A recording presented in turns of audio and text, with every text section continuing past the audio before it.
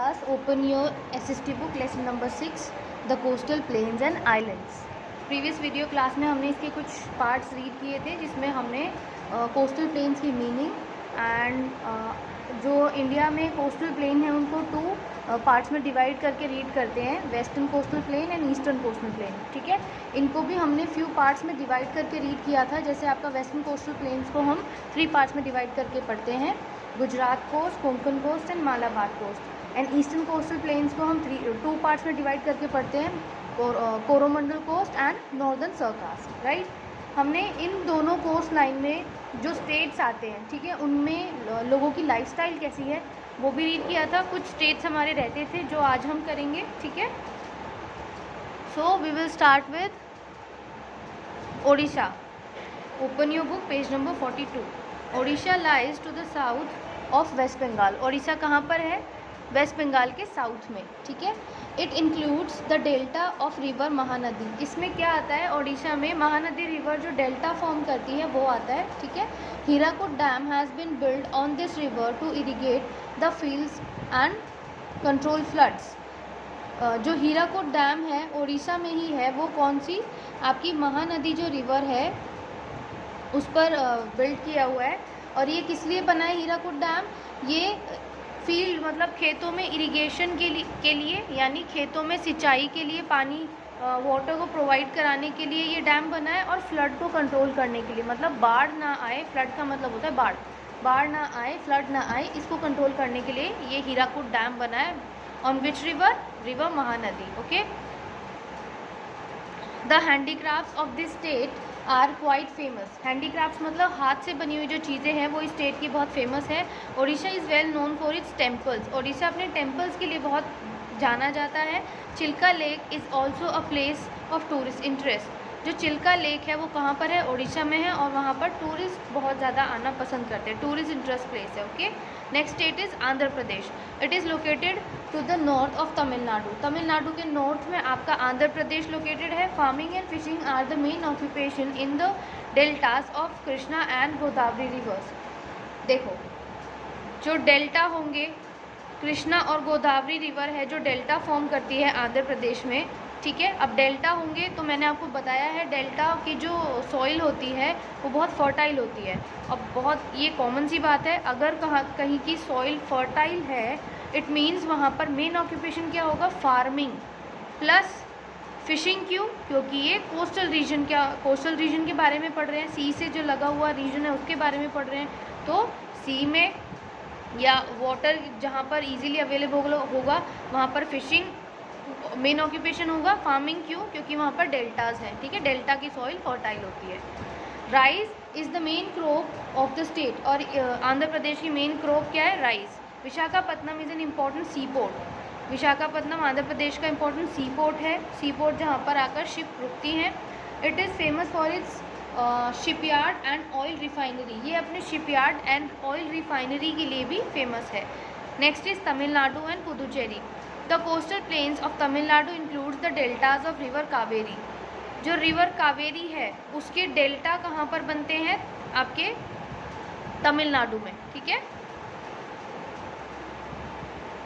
Rice is the main crop, और यहाँ की मेन क्रॉप क्या है? Rice. Chennai is the capital city. Tamil Nadu की जो कैपिटल सिटी है वो चेन्नई है. It is famous for cotton and silk saris. ये कॉटन एंड सिल्क साड़ीज़ के लिए बहुत फेमस है. The Marina beach at Chennai is the longest in India. India का सबसे लंबा बीच कौन सा है? मरीना बीच. ठीक है, the south most tip of Indian peninsula is Kanyakumari. मैंने आपको मैप में बहुत बार दिखाया है कन्याकुमारी कहाँ पर लोकेटेड है. ये देखिए, आपकी बुक में अगर आप देखेंगे तो बिल्कुल मैप का जो सबसे साउथ वाला पार्ट है, साउथर्न मोस्ट पार्ट है, उसका बिल्कुल टिप आप कह सकते हैं, वो क्या है? कन्याकुमारी. ठीक है, आई होप आपको क्लियर दिख रहा होगा. आपकी बुक में भी आप देख सकते हैं. It is in Tamil Nadu. और कन्याकुमारी कहाँ पर है? तमिलनाडु में. It is surrounded by 3 water bodies. और ये 3 वाटर बॉडीज़ से सराउंडेड है. आपसे ये एक जीके का भी एक क्वेश्चन हो सकता है कि वो कौन सा रीजन है या कौन सा स्टेट है जो 3 वाटर बॉडीज़ से सराउंडेड है.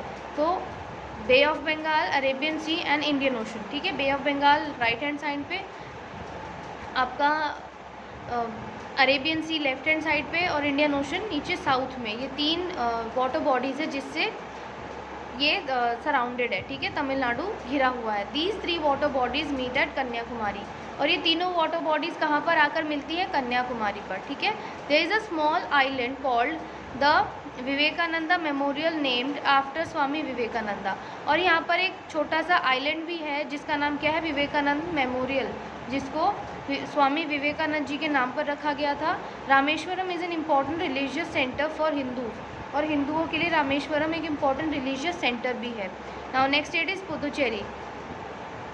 It was earlier ruled by French but now it is one of India's union territories. Puducherry क्या है? पहले यहाँ पर फ्रेंच रूल किया करते थे, जैसे पूरे इंडिया पर पहले इंडिपेंडेंस से पहले ब्रिटिशर्स थे, वो रूल करते थे। हम उनके गुलाम आप कह सकते हैं, हम उनके स्लेव आप कह सकते हैं। कॉलोनी एग्जैक्ट वर्ड होगा, स्लेव तो नहीं, कॉलोनी। वो आप जब बड़ी क्लास में जाएंगे तो आपको समझ में आएगा इसका मीनिंग क्या होता है। तो ऐसे ही जो पुदुचेरी था वहाँ पर फ्रेंच लोग रूल किया करते थे, लेकिन अब फ्रेंच इंडिपेंडेंस इसको फ्रेंच को पुदुचेरी को मिल चुकी है फ्रेंच जो लोग हैं उनसे। एंड अभी पुदुचेरी क्या है? एक यूनियन टेरिटरी बन गया है इंडिया का। It is famous for Shri Aurobindo आश्रम and a new city Auroville. ठीक है, ये किस किस चीज़ के लिए फेमस है? श्री अरबिंदो आश्रम के लिए, और एक नई सिटी भी है पुदुचेरी में, ओरोविले, इसके लिए ये फेमस है। Now last is Andaman and Nicobar islands. These islands lie far away in the Bay of Bengal. Bay of Bengal कहाँ पर है? आपका राइट हैंड साइड में जो आपका वाटर बॉडी है वो बे ऑफ बंगाल है। बे ऑफ बंगाल में बहुत दूर जाकर आपका अंडमान एंड निकोबार आइलैंड्स पड़ते हैं। ठीक है, these are a group of about 350 islands with Port Blair as its capital. Andaman Nicobar का कैपिटल क्या है? पोर्ट ब्लेयर। और अंडमान निकोबार जो आइलैंड्स हैं, टोटल कितने आइलैंड्स हैं? वो लगभग 350 के आसपास ये आइलैंड्स का ग्रुप है। Before independence these islands were known as Kala Pani. Independence से पहले काला पानी के नाम से जाना जाता था अंडमान निकोबार आइलैंड्स को। ठीक है, many Indian freedom fighters were kept in Cellular Jail in Port Blair, और पोर्ट ब्लेयर की एक सेल्यूलर जेल है वहाँ पर। इंडिपेंडेंस से पहले जो हमारे फ्रीडम फाइटर्स थे, मतलब जिन्होंने हमारे इंडिया की फ्रीडम के लिए बहुत काम किए, फाइट किया ब्रिटिशर्स से, उनको ब्रिटिशर्स क्या करते थे? उनको पकड़ करके और सेल्यूलर जेल में डाल दिया करते थे। आपने ये वर्ड, आप तो बहुत छोटे हो, शायद आपके पेरेंट्स से पूछना कि काला पानी की सज़ा क्या होता है, वो मतलब किसको दी जाती थी, मतलब ये इतना लोग क्यों डरते हैं इससे? क्योंकि आप जो मेन लैंड है इंडिया का उससे बहुत अलग जाके बे ऑफ बंगाल में कहीं पर एक छोटे से आइलैंड में आपको रखा गया है, तो वहाँ पर कोई भी फैसिलिटीज़ नहीं होती है और बहुत ही ज़्यादा ख़राब एनवायरनमेंट होता है। उस टाइम हुआ करता था फ्रीडम से पहले, लेकिन अभी वहाँ पर भी धीरे धीरे डेवलपमेंट चल रही है। तो जिसको बहुत ज़्यादा कड़ी सज़ा देनी होती थी, जिसको सबसे ज़्यादा ख़राब अगर कोई पनिशमेंट मिलनी होती थी तो उसको काला पानी की सज़ा दे दी जाती थी, मतलब उनको अंडमान निकोबार आइलैंड्स में सेल्यूलर जेल में डाल दिया जाता था। ठीक है।